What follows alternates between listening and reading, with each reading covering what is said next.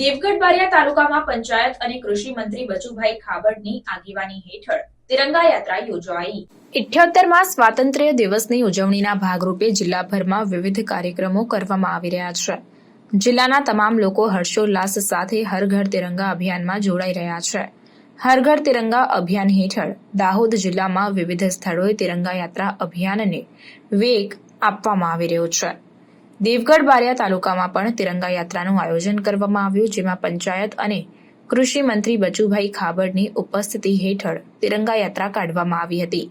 જ્યાં જુઓ ત્યાં બસ તિરંગા યાત્રામાં ભાગીદારી કરનારના હાથમાં તિરંગા લહેરાયેલા તેમજ શાળાના વિદ્યાર્થીઓ દ્વારા કરાયેલ વંદે માતરમ, ભારત માતા કી જય તેમજ શહીદો અમર રહો દેશ જેવા દેશભક્તિના વિવિધ સૂત્રોચ્ચાર કરીને સમગ્ર વાતાવરણ દેશભક્તિમય કર્યું હતું।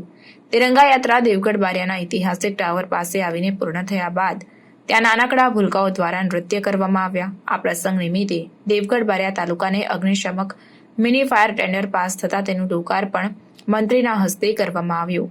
તેની સાથે મંત્રીએ તમામ નગરજનોને દેશના સ્વાતંત્ર્ય દિવસ નિમિત્તે 15મી ઓગસ્ટના કાર્યક્રમમાં ઉપસ્થિત રહેવા માટે આમંત્રણ આપ્યું હતું।